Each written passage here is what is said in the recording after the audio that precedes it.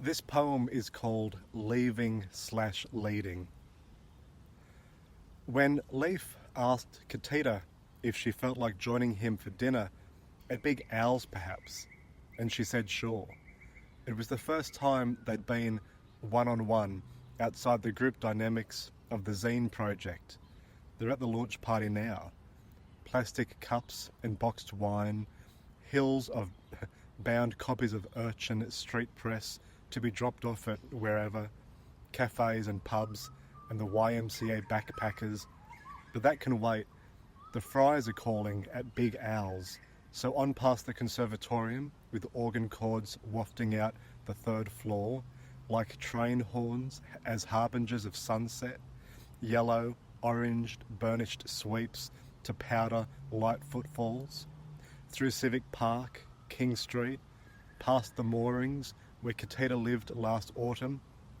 She lost her bond when she couldn't get the drip of oil paint and gouache from brushes and leaned canvases out of the carpet. She depicted Leaf's words in the zine, which is how they first synced up. Next door to the little train engine that could, it carries plates of steaks to mouths, but not in Big Owl's, just a share plate of carbs as he asks her what her plans are. Well, I might go to Melbourne. Oh no, I meant tonight. Why leave town? And she says, well, a boyfriend could make me want to stay. And she looks at the glass and the lights, and he looks at her lovely face while tapping his foot on the Muzak offbeat. It's just that I've been in Newcastle for so long. Surely you must want to see the world. A writer, a poet. How much more is there? Everything, he says. This is the entire world. Like Dublin for Joyce, this city, she cuts in, but Joyce left Ireland. Well, sure, but maybe like Baudelaire with his Parisian scenes. Do you know what he said about seaports and lighthouses? Such pleasant places for a soul worn out. She crinkles her nose. How old are you, worn soul? 19, 20 in May. Hey, me too. What day? 19. I'm on the 20th. She says, worn soul, I want to dance dangerously. Take me somewhere. He says, worn soul, I know just the place, a transmission tower on Hunter. Oh, we're going big, lead on. So on Crown by Wheeler, Union Street, not too far, Union Lane, yes, beside a community radio station, an arcade where Leaf Cutter John gave a presentation once at a This Is Not Art event. They listen to subharmonics padding against the fabrics of the op shop beside the lane with a poster of Clambake, Elvis and Shelley Faber's grooving against flat pastel shapes, so they do too. He arches his legs like plastic moulded hot rods. She swishes her hair parametrically like a static folded kilowatt beach bods, cascading in tumbles of nonchalant eye smiles beneath paper suns descending. Stepped on the offbeat again. He catches her as she throws him a softball. Shall we get a drink? Up there on the roof, like a bubble, please. So upstairs, table, cheap beers.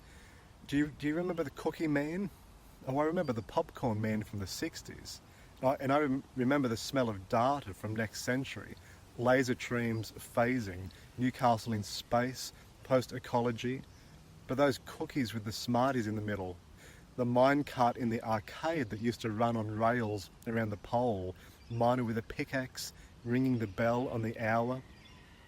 You know, someone stole it when the mall was being demolished. Let us hope it's gone to a better place. I think it was you. I'll let you believe it. Her brass nose ring embroidered, it postures light, and he leans back and dissolves into smudged, powdered shadows while she rises as a bubble northward above the rooftop, floats and rotates like a gyroscope of light-heartedness and neighbourhood abolitions, ungravity, nestled and appreciated.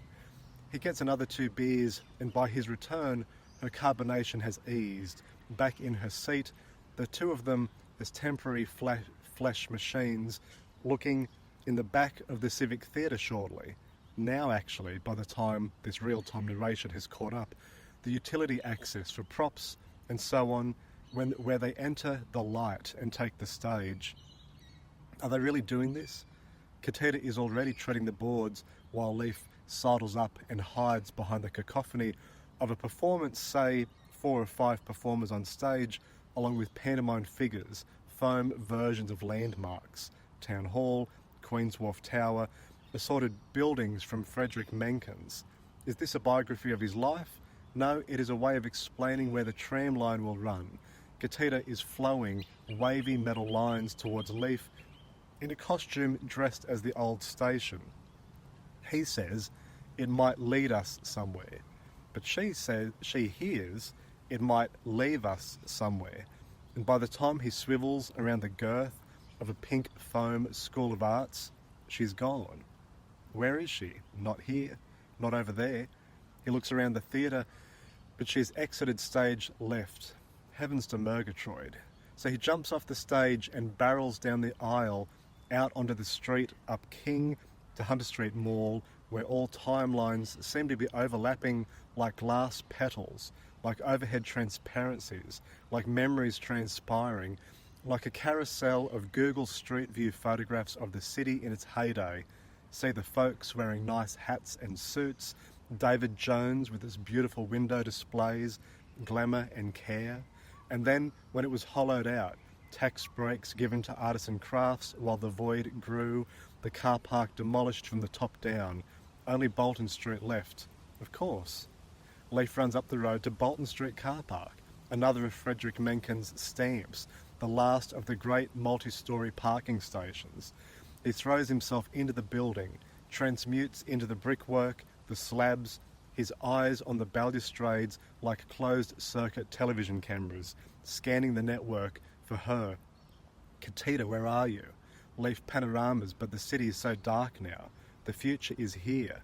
Apartments up and down, everywhere to live with nothing to do, empty homes banked for future sale, the perfect economy, no people, only a migration of statistics that can be sold in exchange of a perfect light.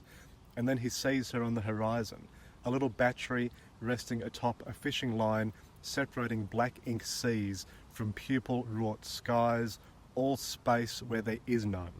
Katita is a boat drifting, a coal ship carrying a ballast of big muscle, red-beating heart glow below deck. Leif spots the crimson rue, hue, and does this thing where he metamorphosises now into the obelisk on the hill, and like a rocket, he jitters free of his footfalls and blasts off up and over and to the east to where Katita bobs. He dives into the water by her bow and leaves barely awake, and they don't talk, not much I mean, as they float towards Carrington, where Katita rolls onto the shore with Leif at her feet. She says, "Why did you say our trajectory might leave us somewhere?" No, he says, "I said might lead us, take us somewhere." And she becomes the shale and the crumbly rocks as the ground shifts as he floats away on her back like a magic carpet of dirt. They separate and dissolve, from the island becoming another island, that fabled land that fades in and out of view from Newcastle Harbour, from the beach. You can see it as a rise of hazy conifers between here and Stockton in certain conditions. Library of Babel as first date, dry prairie, a fable as nursed fate, rose metastone, a tree's memories, singlet, Bubblo Bill, similar news to a nearby star. Katita drifts and Leif rides, like a barnacle of love, taking a piece of supernova Castria with them into languid tidal drifting. Baudelaire would want to name her, soft enchantress, indolent sorceress, flowing skirts, patchwork landmass, prisms of decorative tectonics, as paramour to momentum. Those cheap beers and fries from Big Al's keep them buoyant. Bow, Antipodean sunrise, rising, risen, revival of romance, next issue of the zine.